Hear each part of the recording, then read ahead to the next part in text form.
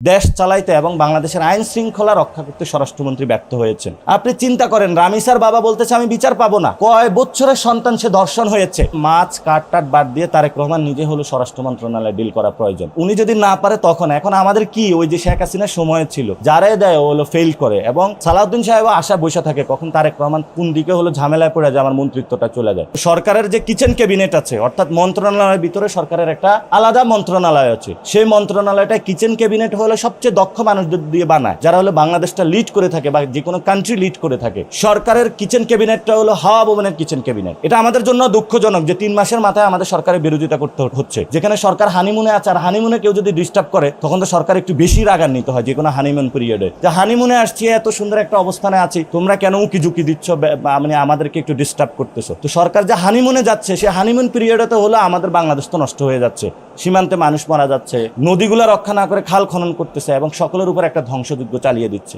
এটা তো আসলে আমরা মানতে পারবো না। এটা হলো একটা ছাত্র দলের যে হলো ওই মন্ত্রী হাবিবুর রশিদ থেকে কি যেন নাম, যে হলো লাল বাসের পিছনে দৌড়ায়, ও মানতে পারবে, আমি কিন্তু মানতে পারবো না, কারণ আমার মগজ আছে, ওর মগজ নাই। ও দৌড়াইতে পারবে, আমি দৌড়ানোর লোক না। রামিসার বাবা কখনো সরকারকে ক্ষমা করবে না। রামিসার বাবা এনসিপি করে না। রামিসার বাবার কেন তার সন্তানকে কেন হলো ধর্ষণ করা হয়েছে, সীমান্তে যে মানুষটা মারা গিয়েছে তার বাবা হলো এনসিপি করে না, সে কোনো দল করে না, সে একটা দলে বুঝে যে আমি বাংলাদেশের ট্যাক্সের টাকা দেয়, বাংলাদেশ আমাকে নিরাপদ করবে। যে চোর তো চুরি করেছে, চোরের উপরে আরো হলো মহাচুরি করতেছে, ভোট তো চুরি করেছে, এখন মনে করছে যে ঠিক আছে অনেক সময় চোরও হলো সাধু হয়ে যায়, কিন্তু এই তো দেখি বড় চোর আর বড় ডাকাতির হলো প্রস্তুতি নিচ্ছে। যে মানুষ তো নামবেই, সেটাতে এনসিপি ইনশাল্লাহ লিড দিবে, এনসিপি মানুষের সাথে থাকবে ইনশাল্লাহ। এখন অনেকে বলে গণ অভ্যুত্থান হবে না, এখানে তো গণ অভ্যুত্থান না হলে তো আরো জিনিস সুন্দর হবে, তাহলে বিপ্লব হবে বাংলাদেশে, সমস্যা কোথায়? গণ অভ্যুত্থানের তো তাহলে এবার মানুষ সচেতন হয়েছে, এবার বড় জিনিসে যাবে ইনশাল্লাহ। ভবিষ্যতে বাংলাদেশের যে আলেম ওলামাদের জগৎটাতে অনেকাংশে কিন্তু নেতৃত্ব দিব, সাহিত্য জগৎ থেকে শুরু করে রাজনীতি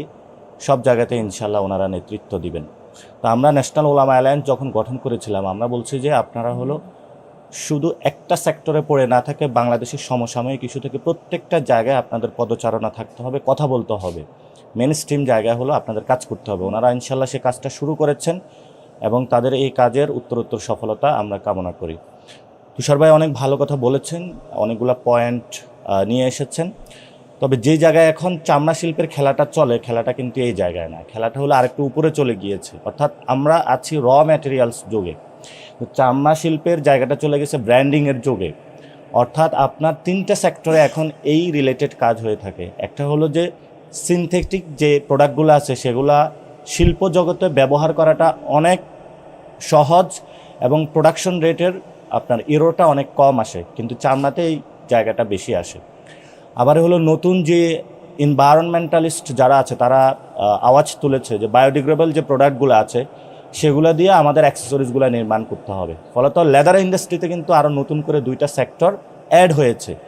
অ্যাড হওয়ার কারণে লেদার ইন্ডাস্ট্রিটা একটু কলাপস করেছে। তো আমি আজকে এটা সকালে পড়াশোনা করতেছিলাম, কিন্তু হাই প্রিমিয়াম যে ভ্যালু অ্যাডেড যে এডিশনগুলা লাইক দ্য গুচি অথবা লুইস ভিটন থেকে শুরু করে যে ইন্টারন্যাশনাল যে ব্র্যান্ডগুলা, যেগুলো আমাদের এই এমপি মন্ত্রীরা দেশের টাকা চুরি করে বিদেশে গিয়ে বাজার করে, যে রাষ্ট্রপতি কয়েকদিন আগে অসুস্থতার ভান করে গিয়ে লন্ডনে মার্কেটে ঢুকেছে, উনি কিন্তু আমাদের চামড়া শিল্প এখানে সংরক্ষণ না করে ওইখানে গিয়ে এটা দিয়ে যে ব্র্যান্ডেড প্রোডাক্টগুলো তৈরি হয়, এখানে যে চামড়ার দামটা হলো বিক্রি হয় 200, 300, 500 টাকায়, সেটা উনি কিন্তু ওইখান থেকে 50 লক্ষ টাকা দিয়ে হলো ক্রয় করে থাকে।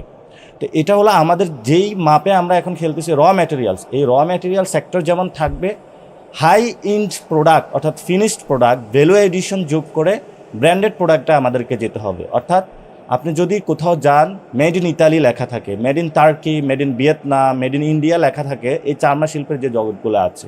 যেমন আমি এক জোড়া জুতা ব্যবহার করি, 2500 টাকা দিয়ে কিনছি, এটা হলো পুরাটাই চামড়া দিয়ে তৈরি এবং পরতে খুবই আরামদায়ক। আপনি বাটা শোরুমে যাবেন, বলবে যে যারা হলো জুতা দেয় তারা বলবে যে এটা হলো চামড়া, এবং খুব গর্ব করে আমরা কিন্তু ওই প্রোডাক্টটা ক্রয় করে থাকি, যে আমাদের শরীর ভালো থাকবে এবং শরীরে কোনো ক্ষতি হবে না, অনেক রোগ থেকে আমরা হলো নিরাপদ থাকবো। তো সেই জায়গাটা যখন আমরা হাই এন্ড প্রোডাক্টে যেতে পারবো, বাংলাদেশি যে ছেলেগুলো আছে তারা যখন ফ্যাশন ডিজাইনিং ইন্ডাস্ট্রিতে আসতে পারবে এবং সাথে সাথে সরকার এখানে উদ্যোগ গ্রহণ করে দিবে, তখন কিন্তু আমরা এই ইন্ডাস্ট্রিটা ফ্লারিশ করতে পারবো। সেজন্য আমরা আজকে এই প্রোগ্রাম থেকে দাবি জানাচ্ছি, চামড়া রিলেটেড এই ইন্ডাস্ট্রিকে সরকার সংরক্ষণ করার জন্য একটা আলাদা অধিদপ্তর বানাইতে হবে, যে অধিদপ্তরের মাধ্যমে শুধু কোরবানি ঈদের আগে নয়, কোরবানি ঈদের আগে পরে পুরো বছর ব্যাপী এটাতে রিসার্চ অ্যান্ড ইনফরমেশন থাকবে, সেটাতে হলো R&D হবে, কাজ হবে, অর্থাৎ আপনার অর্থনৈতিক কর্মকাণ্ডটি কীভাবে আমরা ভ্যালু এডিশন করতে পারি সেই জায়গায় কাজ করবে। সাথে সাথে গুরুত্বপূর্ণ একটা জায়গা হলো বাংলাদেশে তো 90% মুসলমান, এবং এই মুসলমানদের কিন্তু আলাদা ইসলামিক জীবন ব্যবস্থা একটা অর্থনীতি আছে। ধরেন সাদকা, হেবা, দান, জাকাত, আপনি যদি বাংলাদেশের কম্বাইন্ড এই 90% মানুষের জাকাত অ্যাড করেন, এটা বাংলাদেশের যে ট্যাক্স উঠে ট্যাক্সের চেয়ে এটা হলো 3/4x হলো ছাড়িয়ে যাবে। কিন্তু সেই জায়গাটা তাহলে এই টাকাটা যাচ্ছে কোথায়? অনেকে হলো বিভিন্ন জায়গায় লুঙ্গি বিতরণ করে, কাপড় বিতরণ করে, এটা কিন্তু সাস্টেইনেবল কোনো কিছু হয় না। অর্থাৎ আমাদের যে ইকোনমি রয়েছে, এই ইকোনমিতে ইসলামিক যে ভ্যালু এডিশনের যতটুকু অর্থনীতি তারা যোগ করে থাকে, সেটা কিন্তু হলো একটি গোষ্ঠী নিজস্ব চিন্তা এবং ইসলামিক জনগণকে এখান থেকে বাদ দেওয়ার জন্য আমাদের মেন স্ট্রিম যে অর্থনীতি আছে সেটা থেকে তারা বাদ দিয়ে দিয়েছে। অর্থাৎ মসজিদের যে অর্থনীতি সেটাও দখল হয়ে গিয়েছে, অর্থাৎ হেবা, জাকাত, যেটা হলো এতিমদের সম্পদ, জনগণের সম্পদ, এবং সেখানে হলো ইসলামিক বিধানে কোরআনে বলা হয়েছে যে তোমরা এতিমদের সম্পদ হলো বক্ষণ করিও না, এবং সেই এতিমদের সম্পদ বক্ষণ করার জন্য কিন্তু এই ব্যবস্থাগুলো হলো তারা করেছে। এই যে চামড়াজাত শিল্প, এটা কিন্তু ইসলামিক ইকোনমির একটা বড় জায়গা কিন্তু, এবং এটাতে এই ইন্ডাস্ট্রি সবগুলো হলো মানুষগুলো কাজ করে থাকে। ফলত এটাকে যখন রাজনীতি থেকে বাদ দেওয়ার জন্য প্রথমে তারা অর্থনীতিতে আমাদেরকে হাত বসিয়েছে, এবং এই অর্থনীতি থেকে আমাদেরকে ডিভেলপ করার জন্য অথবা আমাদেরকে এই ভ্যালুয়েশন যেটা আছে সেটা থেকে বাদ দিতে তারা হলো চামড়া শিল্পে পুরো ইন্ডাস্ট্রিটা নষ্ট করে দিয়েছে। আপনার হাজারিবাগে ছিল, এটা হলো সাভারে নিয়েছে। অর্থাৎ তারা কাজটা শুধু এটা করেছে যে তোমার এক জায়গা থেকে আরেক জায়গা আমি পারাপার করে দিয়েছি, এখন তুমি খাবার দাবার না করবে সেটা আমি কিছু জানি না। এটা এখানে সম্মানিত যিনি আজকের এখানের অন্যতম বক্তা ছিলেন, উনি বলেছেন যে ইটিপি না, যে একটা সিটিপি যেটা আছে, এটা কিন্তু সাভারে এখনও কমপ্লাইমেন্টের জায়গাটা এখনও যায় নাই। পরিবেশ যারা এনভায়রনমেন্টালিস্ট আছে তাদের যে কমপ্লায়েন্সগুলো সেগুলো ওইখানে মানা হয় নাই, এবং সরকার থেকে যে ফিউচারে আমরা কোন জায়গাটা দেবে সে বিষয়ে সাভারে এই ধরনের কোনো ইনস্টিটিউটও তারা স্থাপন করে নাই। তো যদি এই সেক্টরটা এই অবস্থায় থাকে তাহলে ভবিষ্যতে চামড়া শিল্প জগৎটা হলো বাংলাদেশ থেকে হারিয়ে যাবে। এখন দেখেন, কোরবানি একটা হলো মুসলমানদের অন্যতম ধর্মীয় বিধানাবলীর জায়গা, যেটা দিয়ে মুসলমানরা হলো আল্লাহর কাছাকাছি গিয়ে থাকে, ইসমাইল আলাইহিস সালামের সেই জায়গাটা পালন করে থাকে। তাহলে দেখেন, বাংলাদেশের বিগেস্ট যদি আপনি বলেন অর্থনীতিতে একটা কিন্তু দুইটা ঈদে মানুষ কেনা বেচা বেশি করে থাকে, তারপরে হলো এই যে কোরবানির একটা বড় অর্থনৈতিক কর্মকাণ্ড হয়ে থাকে। তাহলে দেখেন, গরুটা যে এসে সেটা গরুর জাতগুলো বাংলাদেশে ধ্বংস করে দেওয়া হয়েছে। তারপরে এইখানে যারা গরু কৃষক খামারি, তাদেরকে যদি তার গরুটা উৎপাদন যে খরচ আছে সেটা বিক্রি করতে গেলে সে টাকাটা পায় না, কারণ ভারত থেকে হলো গরু নামে। অর্থাৎ এখানে গরুর ইন্ডাস্ট্রি ধ্বংস করে আপনি হলো সীমান্ত বর্ডার খুলে দিয়েছেন। আমি গতকালকে লালমনিরহাট গিয়েছিলাম, বাংলাদেশের বড় দুইটা রুট আছে যেখান দিয়ে হলো ইন্ডিয়া থেকে গরু ঢুকে, এবং ওইদিকে মায়ানমার থেকেও ঢুকে, একটা হলো ওই যে কক্সবাজারের ওই দিক দিয়ে, আরেকটা হলো লালমনিরহাটে। এবং লালমনিরহাটে ওইখানে গিয়ে আমি খোঁজ পেলাম ওই পাশের যারা বিএসএফ তারা হলো টাকা খায়, ওই পাশের যারা ইন্ডিয়ান লোক তারাও টাকা খায়, এই পাশের যে ইউনিয়ন চেয়ারম্যান তারাও টাকা খায়, পুলিশ হলো টাকা খায়। টাকা খাওয়ার পরে এখানে হলো গরুটা চলে আসে, এবং গরুর যে কেজি ওইখানে আপনি ইন্ডিয়ান মার্কেটে পাচ্ছেন 220 টাকা, এটা সীমান্ত মার্কেটে আবার পাওয়া যাচ্ছে হলো 420 টাকায়। এবারে ঢাকায় যখন এটা চলে আসে সেটা হলো 800, 1000, এবং খলিলের মাংসের দোকানে হলো কম মূল্য দিল, বিশাল লাইন হলো দাঁড়িয়ে যায় হলো ঢাকার মধ্যে। তো প্রথমে দেখেন গরুর তারা আমাদের মুসলমানদের জগৎ থেকে তারা আলাদা করতে চাইছে, পরবর্তীতে এই গরুর পরে যে জায়গাটা হাড্ডি থেকে শুরু করে অনেকগুলা প্রক্রিয়াজাত বিষয় আছে তারাও সেটা ধ্বংস করতে চাইছে, এবং এটার মাধ্যমে হলো ইসলামিক যে ইকোনমি সেটা হলো ধ্বংসের জায়গায় তারা নিয়ে যাচ্ছে। তো আমরা সরকারের কাছে আশা করব যে আপনি যদি বারবার এভাবে হলো আলেম ওলামা থেকে শুরু করে ইসলামিক জগৎ থেকে অর্থনীতি থেকে আপনি খারিজ করে দিতে চান, তাহলে বাংলাদেশ ডিস্টেবল তৈরি হবে। কর্মসংস্থান যখন মানুষের থাকবে না তখন মানুষ বিকল্প জিনিস চিন্তা করবে, তখন আমাদের ন্যাশনাল সিকিউরিটি থ্রেটে পড়বে, এবং ন্যাশনাল সিকিউরিটি যখন থ্রেটে পড়বে তখন আলেম ওলামারা একসময় বলবে ঠিক আছে, আপনি যখন আমার অর্থনীতি থেকে হলো বঞ্চিত করতেছেন, আপনি আমাদের ধর্মীয় অধিকার থেকে বঞ্চিত করতেছেন, আপনি আমার যত অধিকার আছে সব থেকে বঞ্চিত করবেন, তাহলে আমি আমার সকল অধিকারের জন্য আমি রাষ্ট্র ক্ষমতায় অংশগ্রহণ করব। তখন আপনার এই ধরনের গণতন্ত্র থেকে বয়ান থেকে সব বয়ান হলে উড়ে যাবে। তো সেই জন্য সরকারের কানে পৌঁছানোর জন্যই হোক, আর সরকার এটাকে গুরুত্ব দিয়ে হোক না দিয়ে হোক, সরকারকে এটা বাস্তবায়ন করতে হবে। এখানে হিন্দুদের একটা বিগেস্ট ফেস্টিভ্যাল হয় পূজা, পূজাতেও হলো অনেক ধরনের কাপড় চোপড় বিক্রি হয়ে থাকে, এবং গার্মেন্টস ইন্ডাস্ট্রির এই ইন্ডাস্ট্রিকে বাঁচানোর জন্য, পাট শিল্পকে বাঁচানোর জন্য আমাদের বামপন্থী বাইরা হলো সারাদিন লাল পতাকা উড়ায়। কই চামড়া ইন্ডাস্ট্রি বাঁচানোর জন্য তো হলো তারা কখনো লাল পতাকা উড়াইতে দেখি নাই। ফলত আমরা মনে করি তারা যেই রাজনীতি এখানে করে সে রাজনীতিটা হলো একটা গোষ্ঠী কেন্দ্রিক এবং একটা গোষ্ঠীকে বাংলাদেশ থেকে খারিজ করার জন্য। অনেকে আমাকে বলে আমি নাকি শুভেন্দু অধিকারের মতন রাজনীতি করি। শুভেন্দু অধিকার একটা মানে কমিউনাল রাজনীতি করি, কিন্তু আমি কমিউনিটির রাজনীতি করি। কমিউনিটির রাজনীতিটা হলো আমাদের এখানে একটা বড় মুসলিম জনগোষ্ঠী রয়েছে, আমি তাদের পক্ষে দাঁড়াচ্ছি এই জন্য তাদেরকে অধিকাংশ তাদের অধিকার থেকে হলো তাদেরকে বঞ্চিত করা হচ্ছে, তাদের অর্থনৈতিক থেকে শুরু করে। আপনি দেখেন এখন কোথাও আলেমদেরকে হলো যারা কওমি থেকে, যারা পড়াইতে পারে, যারা ইসলাম চর্চা করে, যিনি জানে তাকে হলো কাজী নিয়োগ দেওয়া হয় না। কাজী হওয়ার শর্ত হলো ওলামা দল করতে হবে।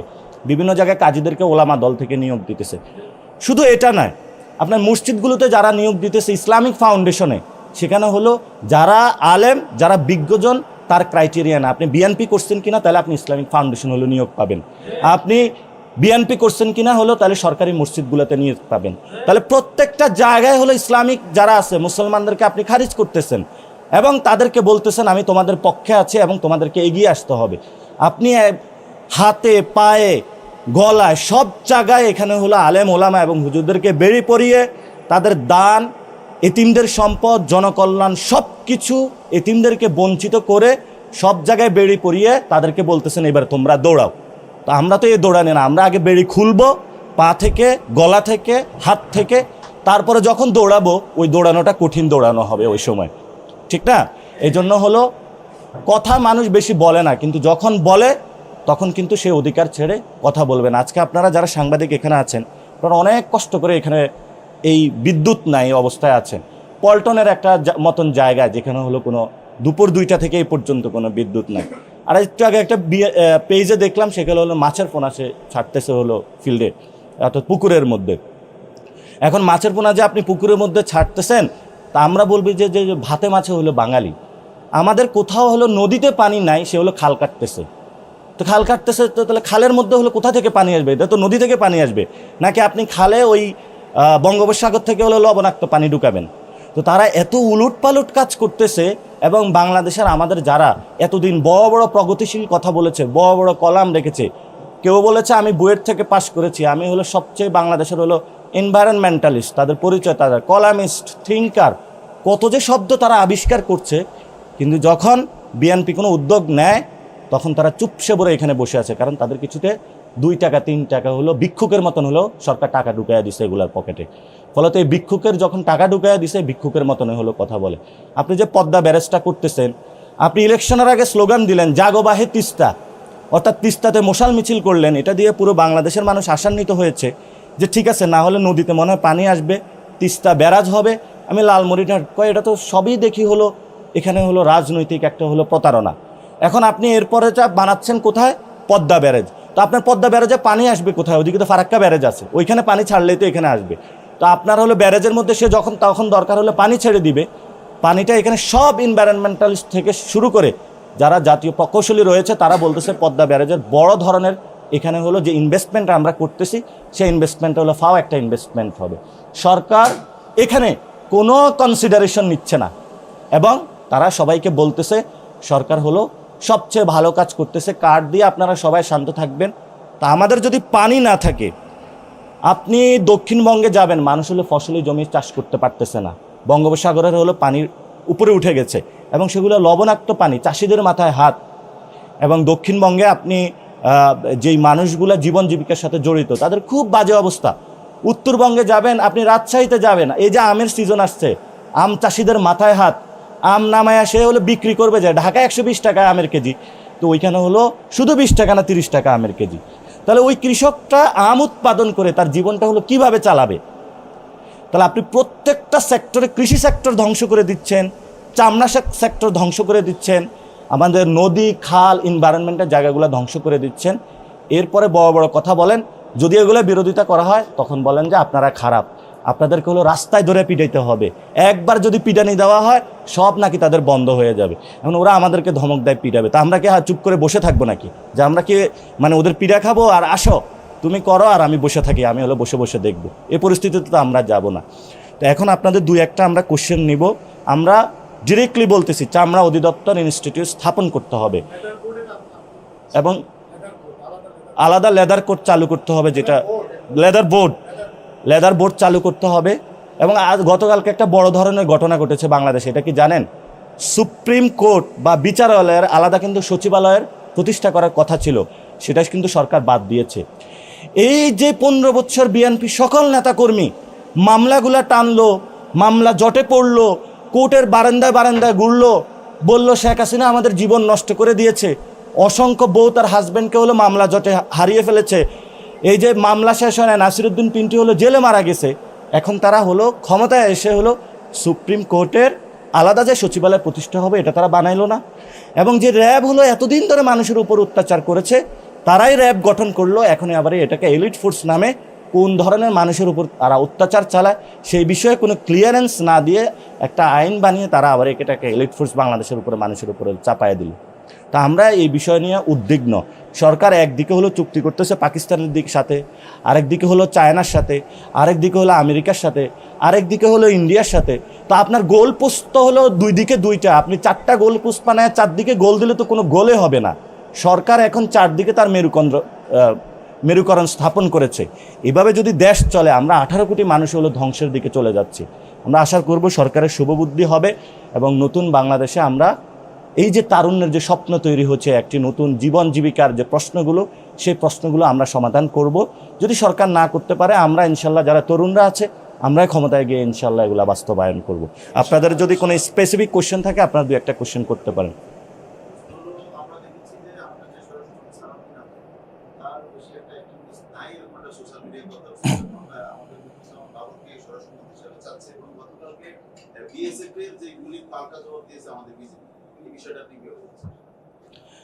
দেখেন, আমি সীমান্তে গিয়ে দেখেছি যে যারা বিজেপি তারা যে টহল দিবে তাদের সে রাস্তা নাই এবং তাদের বেতন কাঠামো খুবই কম, তাদের অস্ত্র শস্ত্রগুলা আধুনিক না, আধুনিকায়ন করা হয় নাই, তাদের যে গাড়িগুলো দেওয়া হয় সেগুলো আধুনিকায়ন না, এবং পিলখানার মতন একটা হত্যাকাণ্ড দিয়ে তাদের কিন্তু অর্ধেক মেরুদণ্ড ভেঙে দেওয়া হয়েছে। এই বাহিনীকে এখনও গড়ে তোলা হয় নাই এবং তাদের অনেক জায়গায় তাদেরকে হলো রেস্ট্রিকশন দিয়ে রেখেছে তারা।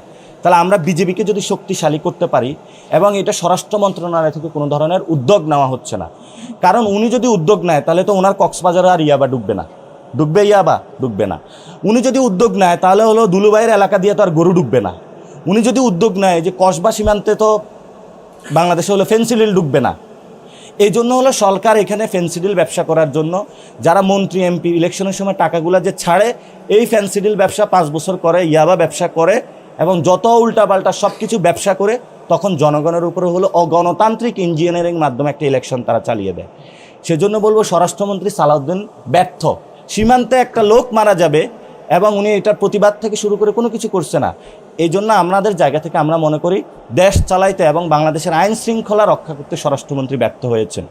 আপনি চিন্তা করেন, রামিসার বাবা বলতেছে আমি বিচার পাবো না, কয় বছরের সন্তান সে ধর্ষণ হয়েছে, শাহ আলী মাজারে কারা মপ করেছে, সরকারের কাছে এই কোনো প্রশ্নগুলোর আমরা এই পর্যন্ত কোনো সমাধান পাই নাই। এই জন্য আমি মনে করি যে তারেক রহমান মাছ কাট বাদ দিয়ে তারেক রহমান নিজে হলো স্বরাষ্ট্র মন্ত্রণালয়ে ডিল করা প্রয়োজন, নাকি আপনারা কি এটার সাথে? এই জন্য হলো মানে উনি যদি না পারে তখন, এখন আমাদের কি ওই যে শেখ হাসিনার সময় ছিল যারাই দেয় হলো ফেল করে, এবং সালাউদ্দিন সাহেবও আশা বসে থাকে কখন তারেক রহমান কোন দিকে হলো ঝামেলায় পড়ে যায় আমার মন্ত্রিত্বটা চলে যায়। মন্ত্রীদেরও তো হাত পা বাঁধা, অনেক মন্ত্রীর সাথে তো আমাদের কথা হয় যে ফাইল নিয়ে যায়, কয় ফাইল রেখে চলে যান, কারণ আমার এটা হলো হাওয়া ভবনের লোকদেরই হলো আমি করতে হবে, আপনার দরকার নাই এখানে। তো সরকারের যে কিচেন ক্যাবিনেট আছে, অর্থাৎ মন্ত্রণালয়ের ভিতরে সরকারের একটা আলাদা মন্ত্রণালয় আছে, সেই মন্ত্রণালয়টা কিচেন ক্যাবিনেট হলো সবচেয়ে দক্ষ মানুষদের দিয়ে বানায়, যারা হলো বাংলাদেশটা লিড করে থাকে বা যে কোনো কান্ট্রি লিড করে থাকে। সরকারের কিচেন ক্যাবিনেটটা হলো হাওয়া ভবনের কিচেন ক্যাবিনেট, এবং যারা দুর্নীতি অর্থনৈতিক শৃঙ্খলা থেকে অনেক কিছুর সাথে জড়িত তারাই কিন্তু বাংলাদেশের নেতৃত্ব দিচ্ছে, যাদের কাছে আমরা কোনো আশা করতে পারছি না। এটা আমাদের জন্য দুঃখজনক যে 3 মাসের মাথায় আমাদের সরকারের বিরোধিতা করতে হচ্ছে, যেখানে সরকার হানিমুনে আছে, আর হানিমুনে কেউ যদি ডিস্টার্ব করে তখন তো সরকার একটু বেশি রাগান্বিত হয় যে কোনো হানিমুন পিরিয়ডে, যে হানিমুনে আসছি, এত সুন্দর একটা অবস্থানে আছি, তোমরা কেন উকি ঝুঁকি দিচ্ছ, মানে আমাদেরকে একটু ডিস্টার্ব করতেছো। তো সরকার যে হানিমুনে যাচ্ছে, সে হানিমুন পিরিয়ডে তো হলো আমাদের বাংলাদেশ তো নষ্ট হয়ে যাচ্ছে, সীমান্তে মানুষ মারা যাচ্ছে, নদীগুলো রক্ষা না করে খাল খনন করতেছে এবং সকলের উপর একটা ধ্বংসযজ্ঞ চালিয়ে দিচ্ছে। এটা তো আসলে আমরা মানতে পারবো না। এটা হলো একটা ছাত্র দলের যে হলো ওই মন্ত্রী হাবিবুর রশিদ থেকে কি যেন নাম, যে হলো লাল বাসের পিছনে দৌড়ায়, ও মানতে পারবে, আমি কিন্তু মানতে পারবো না, কারণ আমার মগজ আছে, ওর মগজ নাই। ও দৌড়াইতে পারবে, আমি দৌড়ানোর লোক না। এই জন্য আমরা বলি যে বাংলাদেশে নতুন করে এই জিনিসগুলো হলো সাজাতে পারে। আর কারো কোনো প্রশ্ন আছে? এখানে এখানে অনেক সিনিয়র সাংবাদিক এসেছেন, কেউ একটা, হ্যাঁ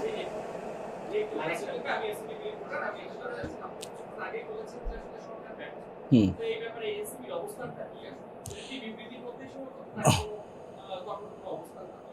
আচ্ছা, আমাদের তো কঠোর অবস্থান নিতে হবে। এখন কঠোর অবস্থান তো হলো এনসিপি নিতে পারবে না, এটা বাংলাদেশের জনগণ নিতে হবে।